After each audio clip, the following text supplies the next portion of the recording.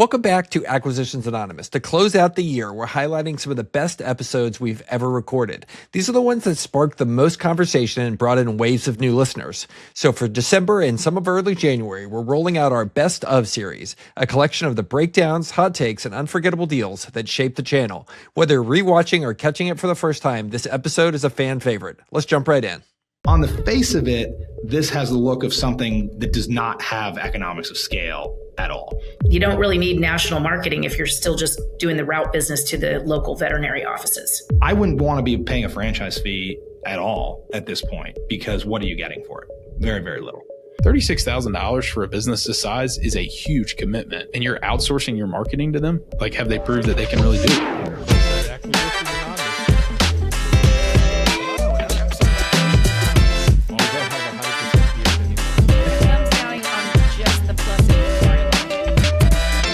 Welcome back, everybody, to another episode of Acquisitions Anonymous. I'm Mill Snell, one of your co-hosts. Me and Bill and Heather have a fascinating conversation today. I go way down the rabbit hole on this FDD. This is a business that I don't think we've ever looked at before, but I've definitely heard in SMB circles, people love this type of business. It is a pet crematorium, and it's a franchise. It actually seems like the owner of the franchisor is selling their only corporate location and divesting it to focus more on the franchisor side. It's really interesting. We get a ton of detail in the FDD certification about revenue by month, revenue by category, how many new stores they're planning on opening. It talks a lot about walk-in versus vet, referrals. It's a really deep dive, way more information than we normally get. And we didn't sign an NDA. This is all publicly available information because of their franchise status. We talk about the industry as a whole. Bill's coming to the episode off the heels of a pet trade show. And so we had a ton of discussion about the different dynamics and the growing kind of macro trends, but also just the complexity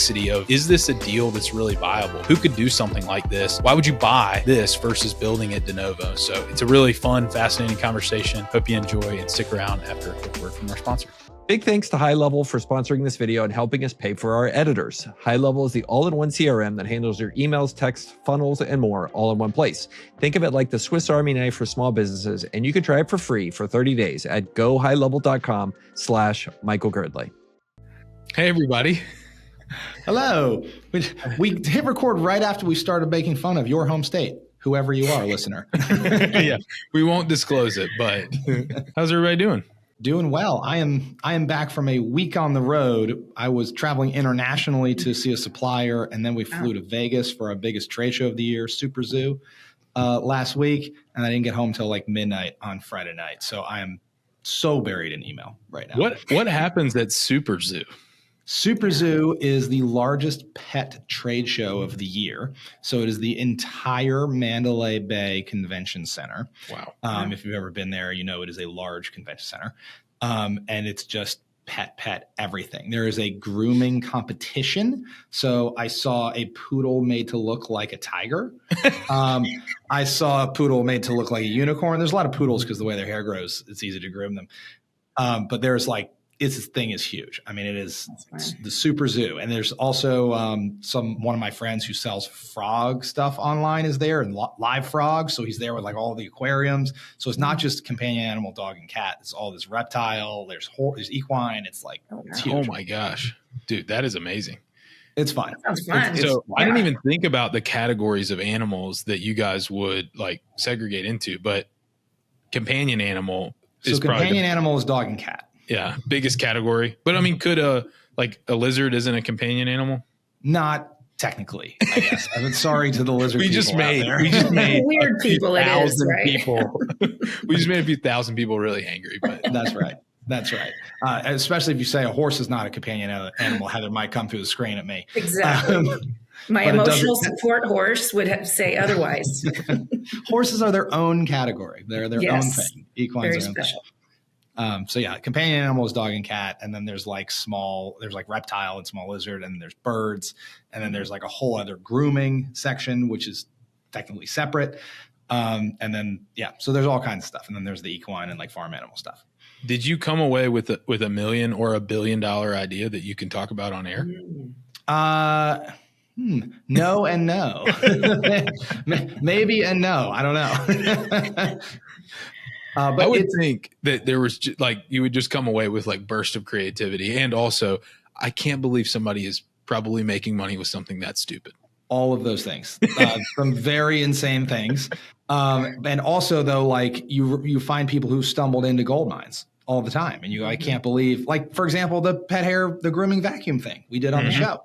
Yeah. Like I didn't see them, but I bet they had a huge booth in the grooming section. I don't spend a ton of time in the grooming section, but they had a huge booth.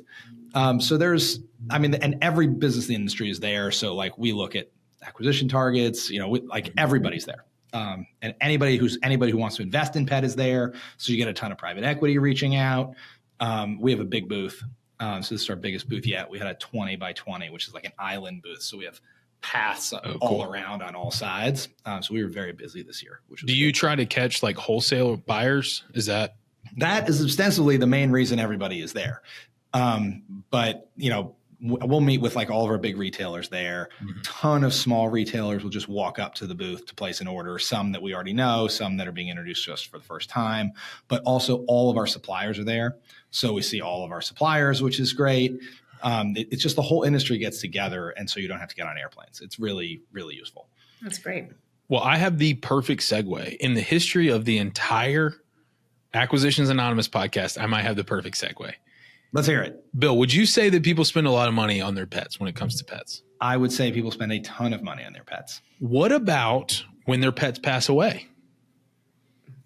I would think they would be primed to spend a lot of money.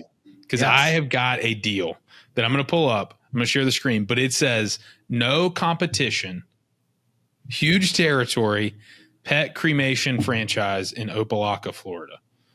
Okay. Does that not sound like it hits every key? Well, if there's no competition at all, I'm very intrigued. Yeah. Might be too good to be true, but surely not. All right. This is in Opelika. I'm going to read it. Miami-Dade County. It's a franchise. Mills, you left off that it's a franchise. That's even more interesting. Maybe not. Okay. I'll listen back to the recording and stand corrected. The asking price is $1.5 million. The cash flow is $50,000. Gross revenues, and I'm guessing this is a new franchise territory, so these might be representative, but we'll get into it and see. Gross revenue, $980,000.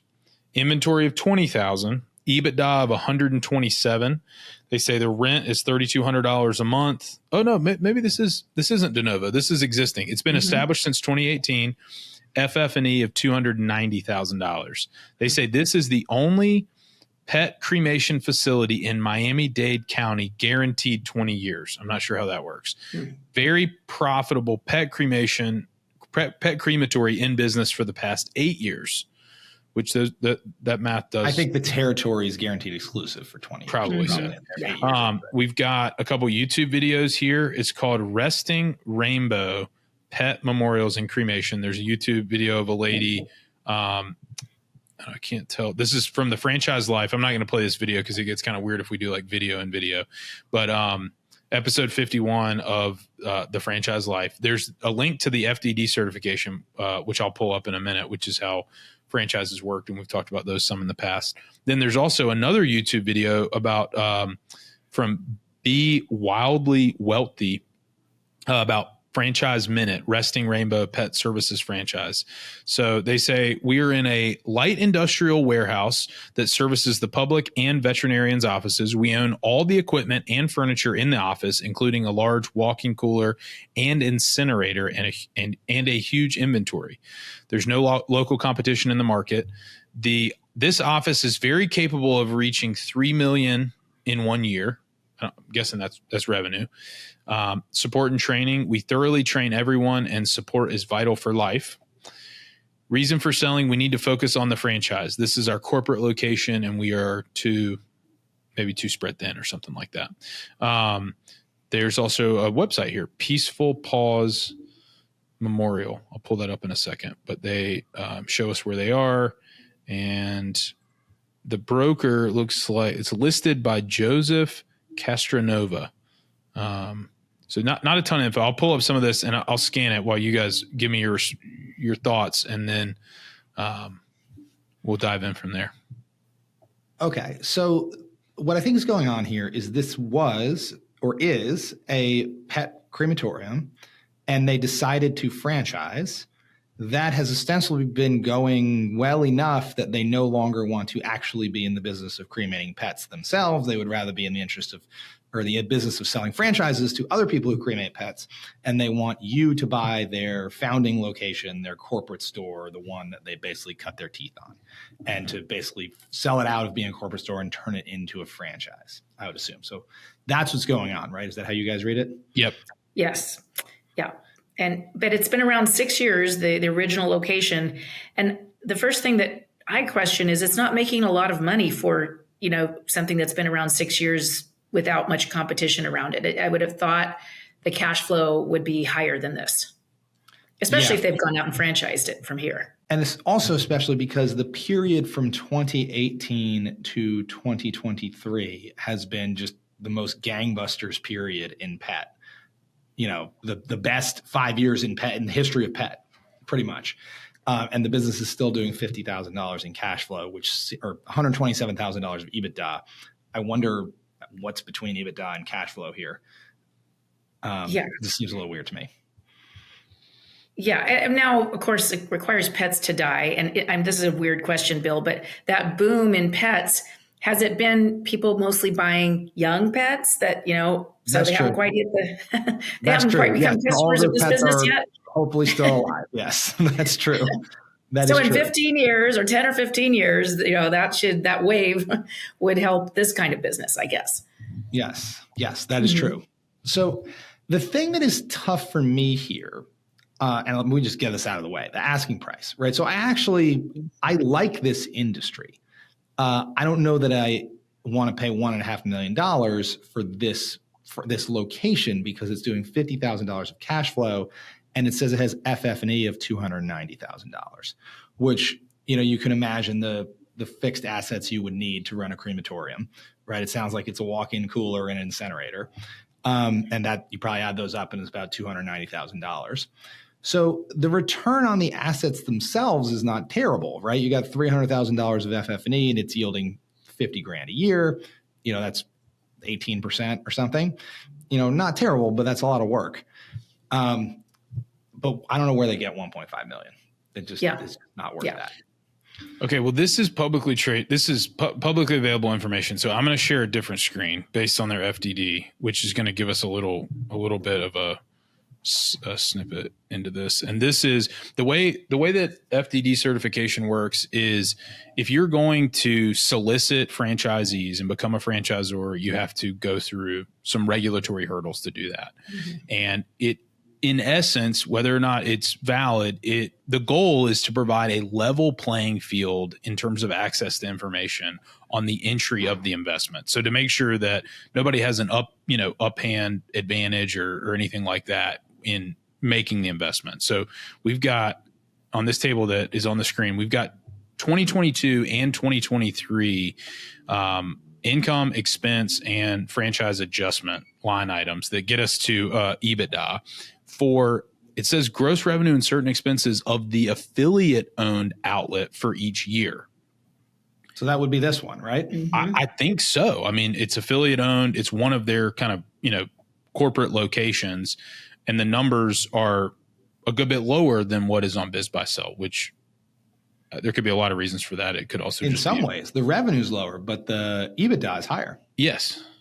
It's an interesting, I'm just looking. So, I mean, the business basically has like less than 10% COGS, which kind of makes sense, right? I mean, there's not a lot of there's no COGS related to now. One of the components of sales, this isn't just a service-based business. They also sell products, urns and, things, memorial items and things like that. So there would be COGS associated with those product sales, but not the services themselves. Yeah. Right. And you can see their payroll jumps significantly from 54,000 in 2022 to 127,000 in 2023. Their EBITDA remains roughly the same. So on its face, this business, if you're not watching on YouTube, it goes from 531,000 of sales in 2022 to 715,000 of sales in 2023, and EBITDA goes from 202 to 221. Yep. Whereas payroll more than doubles from 54 to 127. So on the face of it, this has the look of something that does not have economics of scale at all. I mean, this thing got 50% bigger, and all of the additional revenue spent on payroll, and almost none of it dropped to the bottom line. Yeah. Which now the margin percentage is great. I mean, it's in the mid 30s. But at the same time, there's something else going on here. Like, this is probably not representative. Like, it shouldn't be that way. You know, your same staff should be able to cremate more and more pets. Like, there should be a fixed cost component to this. There is some data here that's kind of interesting. So like they say in here, this is table 2 is 2022 revenue and cases by month. I'm guessing a case is a cremation because they're showing kind of average revenue per transaction.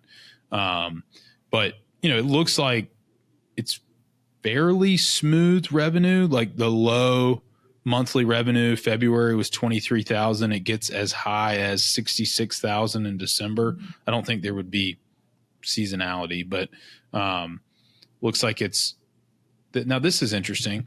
The vet versus walk-in, vet almost tripled between 22 and 23. So the total cases, you know, almost doubled while walk-ins stayed the same. I would think that vets is obviously your, you know, high volume, but probably lower margin customer segment versus walk-ins that are kind of more retail. And probably requires a salesperson to go out to those vet offices. And that's, to me, is where the payroll increase might have been. You know, someone that's incentivized to bring on those additional cases from the veterinary clinics. I've actually visited a crematorium for animals before. It was actually kind of a combination. A veterinarian actually owned it, so it had a little bit of both. They were veterinarian on one side and had the cremation on the other. And what I understood of that business is they drove, you know, they had salespeople who got different vet clinics to sign on, and basically you brought the vet clinic a freezer. And when the dog or cat is put down or passed away, they put them in the freezer. And then these vans go out and pick them up on a schedule and bring them to the crematorium and do the rest from there. So I think it's kind of a route business in a weird way, and there is some sales involved. Interesting. Because unfortunately, crudely, right, some people want to give their dog a funeral, and sometimes it's a disposal business, right? Yeah. And you can imagine, so the low figure, they have like the high figure and the low figure for how much they charge for a cremation. The low figure in almost every month is $15, which strikes me as sort of the disposal fee, you know, the no frills. But it can be as high as $800 or $900 or over $1,000 in some cases. And I would imagine the vets are more of the route-based business, low margin stuff. But they've grown significantly in that. And the walk-ins grew from like $1,100 a year to $1,200 a year. But the vet business grew more than double. Yeah. So I imagine that's how they're growing. And that's why their payroll is going up along with their revenue. But the margin's not going up, the EBITDA margin. Right. Guys, what we're finding is this is indicative of looking at a franchise and looking at an FDD, a disclosure. Is a franchise disclosure document, FDD. There's so much data here. We could spend like 3 hours looking at the details of this. Now they have pulled up on the screen income revenue percentage per service category. So they're showing us revenue per kind of service line. Cremation fees make up 74% of it. And then they show us memorial items, same day cremations, pickup and delivery fees, home euthanasia. I mean, you guys hit the nail on the head. There's so many different ways that your personal preferences can come into the mix here. It's not just a one size fits all. Hi, Heather here. When I'm not breaking down deals with these guys, I'm helping people get the right SBA loans for their business acquisitions. Because when you're buying a business, the best financing isn't one size fits all. There's the best rate, fastest to close, the specific loan structure that you need, or a little of all of those things. That's why my company, Viso Business Capital, works with over 30 different lenders to find you the best funding in less time and with less friction so you can focus on the deal. Sign up for a free live Q&A session on SBA loans at visocap.net, then click Zoom sign up in the top right corner. That's visocap.net and click Zoom sign up. So, but this FDD is 179 pages. We can't process that all here. But I also wonder, anytime you're buying a business from somebody to go do a different business, you kind of wonder, oh, well, is the new business they're doing the business I really want to be in? And these guys are going from running the crematorium to franchising the crematorium. And it makes me go, anytime I see this in, with a franchise that's kind of not proven out, I go, is this a hustle? Like, does this really need to be franchised? There's so many of like these low end franchises, like franchised drain cleaning, franchised dryer vent cleaning, yeah. And you're like, does this need to be franchised, or is this like, just a local business? What is the franchising actually bringing to it? And the answer to that question needs to be national scale marketing, right? And maybe access to, like, if you can't buy the furnaces and the coolers, on your own. So maybe like access to a supply chain of some kind, or SOPs if it's like a very SOP heavy type of business. I don't know that I see this here. No. National marketing, access to a supply chain, or SOP heavy type business. And it makes me go, why does this need to be a franchise? Yeah. So this is the website that it links to. And it looks like there's maybe a couple of things going on. There's Resting Rainbow up in the top right. And then there's also Peaceful Pause over in the left. So I'm confused as a prospective, franchisee, looking at this information, and makes me think, okay, is there something going on here that is, if I'm confused, right? Are customers confused by this? Is there just, this is their website. So there's two customer facing elements here. How is the water getting muddy?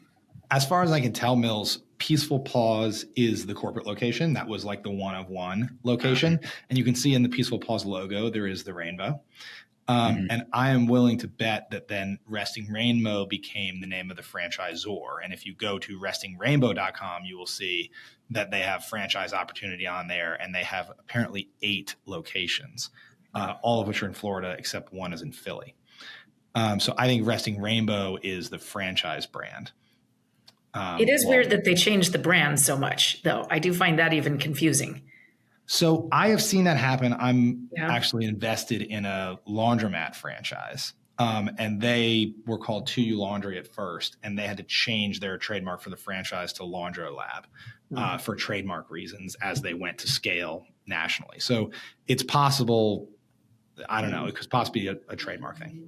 I gotcha. All right, yeah, I think you're right. So, and this will be the last thing. This is just like catnip right now. I can't stop this FDD. So what they show in their disclosure document is status of franchised outlets. So they basically show one outlet, one location at the start of the year in 21, 22, and 23, which is the one in question. And then they say in Florida, they have projected new franchise outlets at the end of last year. They're anticipating, I guess they've signed 2 franchise agreements in Florida, but they haven't opened. They project 10 to be sold in Florida, 5 in Georgia, and 5 in North Carolina. So they're anticipating opening 20 new locations in 2024. So at least kind of tells us, right? I think you hit the nail on the head, Bill and Heather. I think they started with one location.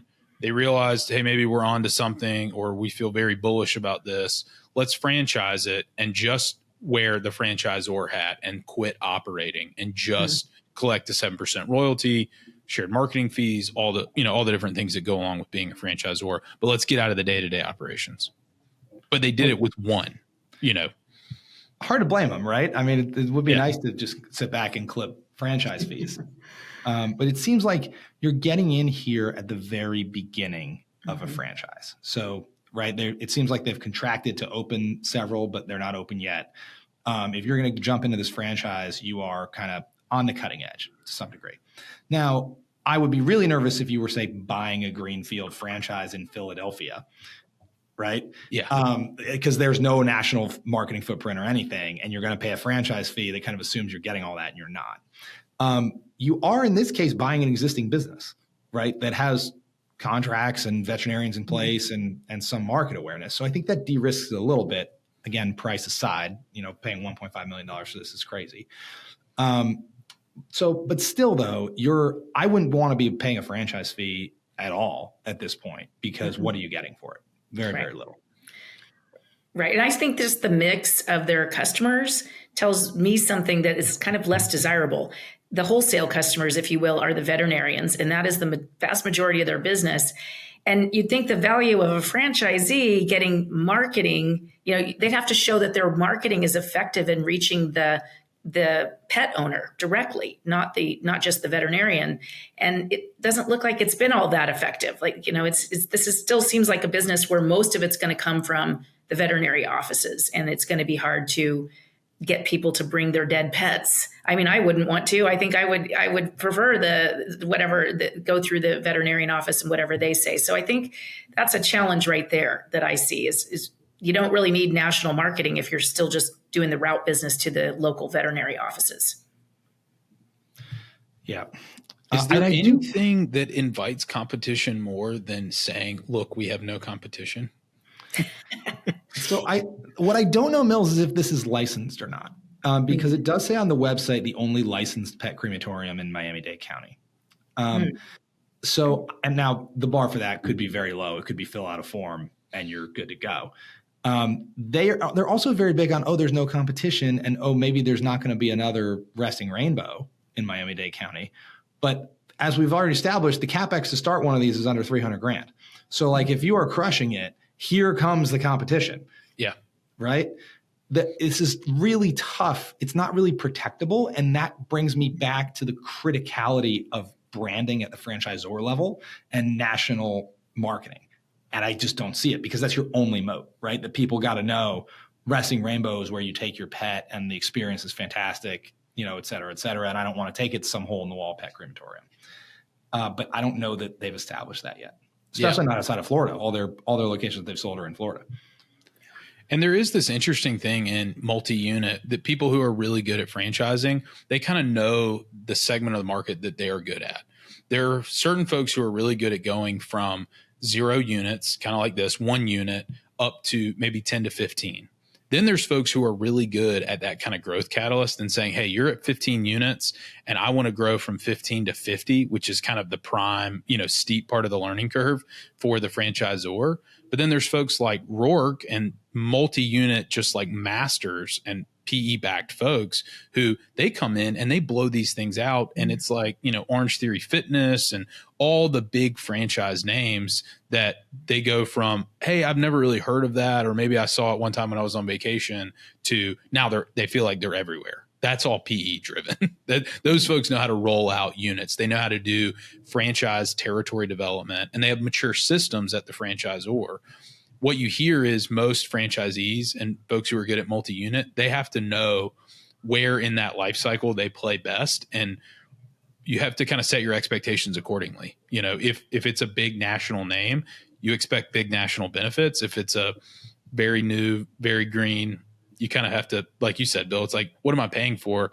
One of these things was a $3,000 monthly marketing fee. $36,000 for a business this size is a huge commitment. And you're outsourcing your marketing to them. Like, have they proved that they can really do it? Yeah. This is also an interesting market for marketing. It's almost pure demand capture. So, the two types of marketing are demand creation and demand capture, right? You can't convince me that I need to cremate my pet if he's still walking around. Right. So it's pure demand capture. Like, you have to be there. The moment. Yeah. At the moment that they want you. I mean, it's a lot like disaster recovery. If you have your basement floods, like, you need it right now and you do not need it before, and you don't think about it before. What's nice though, is the ROAS can be very, very good. The return on ad spend can be very, very good on pure demand capture businesses, because people need it. They need it now. And they're probably fairly price indifferent. Right? You can kind of charge whatever you want to charge, especially if there's not a lot of competition in the market. The problem is there's an inherent ceiling, right? Like, you can't make more pets die than die naturally, right? So you grow with the market. And if you want to grow faster, you got to take share. You got to slug it out with other people. So then you end up in maybe Google Ads bidding war, right? Who's willing to pay the most for a pet cremation? And it's kind of this balance between your CAC and how much can I charge before consumers go elsewhere. So it's that type of marketing. I would be wary of a franchise that says, oh, we can just dial up your marketing spend and 5x your business. I want to understand, I don't know how you figure this out, but like how many dogs die in Miami-Dade County every year? Because that's your ceiling. Which in the human death care industry, you can find those things out, and yes, it is a very fixed ceiling. Like I used to have some clients in the funeral home business, and it's highly regulated, but it is very predictable. Even when COVID comes and things like that, death is fairly predictable in every zip code. And then it's just a battle for who gets, their share of the pie of this. One interesting regulatory thing that I wonder if they're hitting on is, in order to have the cremation machine, which I can't remember exactly what that's called. It's it has a very specific name I'm drawing a blank on now, but talk about every like Facebook business horror story, every like HOA horror story.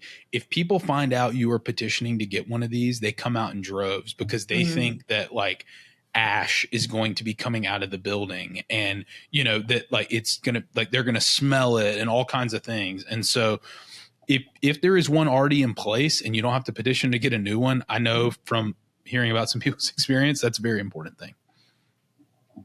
Yeah. And what was the asking price of $1.5 million, let's throw that out and say, maybe this is worth 3x. And I don't know exactly what the cash flow is, but it's 200 something maybe. So maybe this is 600,000 to 700,000 enterprise value.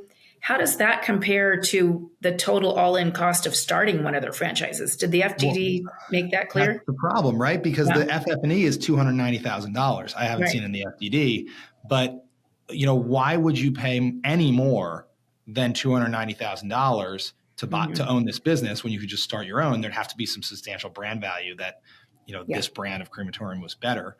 But unfortunately, though, the cash flow of the business does not even justify even the replacement cost of the assets at the moment.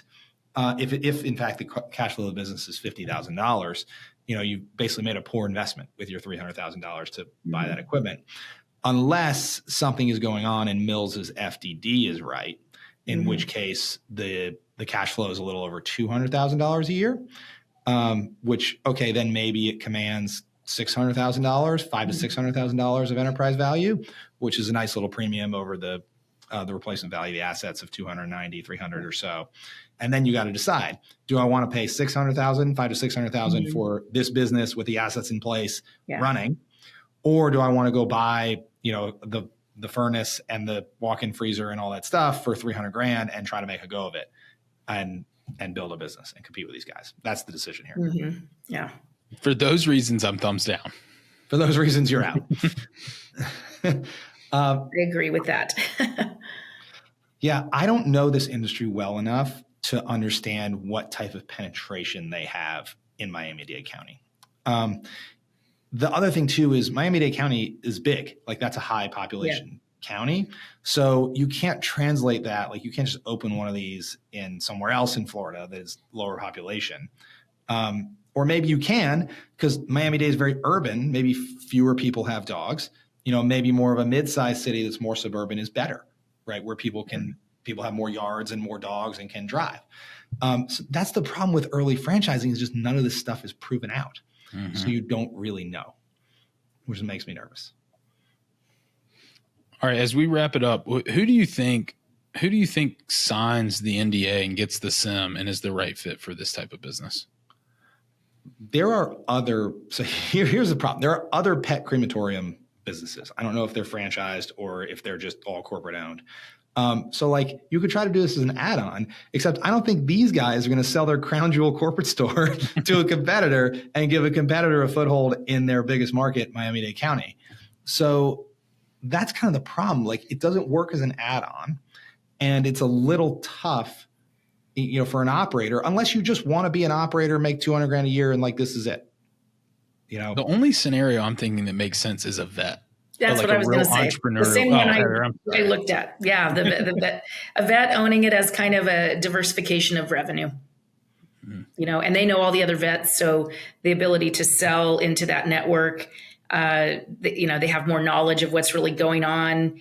And yeah, that's it, a veterinarian. But if you're a vet, then why don't you just spend the CapEx and attach it to your current building and you're ready to rock? Right. Only at the right price should a vet buy this. Otherwise, I agree with you. But sometimes a working doctor might find it easier just to kind of buy something that looks turnkey than to try to start it up. That's true. I think also the distinction of it, it's like you don't want to be a vet who it's like, well, you come in, this door in the same building, for us treating your pet humanely and we love it and we will do anything to save it. But if that didn't work out, just go next door and it's under the same roof. I went to a place like that.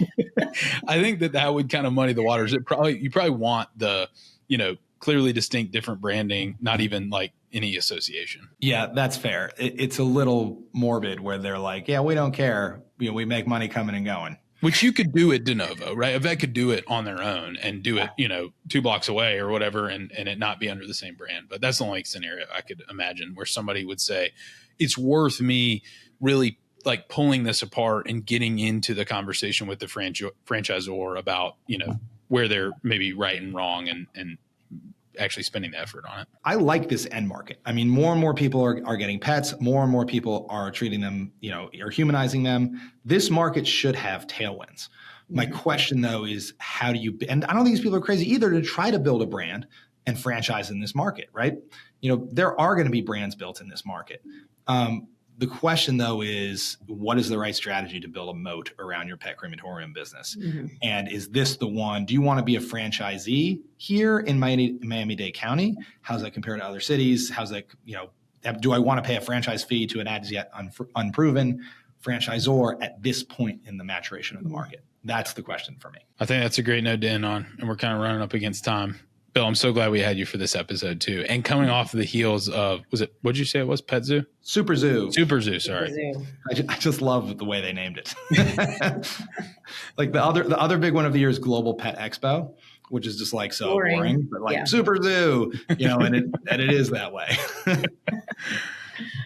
Well, thanks everybody for tuning in. If you found this episode interesting, feel free to pass along to a friend, and also check out our website, which we keep promoting because we've added a lot of functionality and tags. If you have a certain type of industry or deal that you're looking at, you can search and filter based on those tags and drill down and find episodes that are pertinent to you. And we keep hearing really great feedback from folks as they go and are kind of running down the rabbit hole on some of these things. So thanks so much, and tune in next week.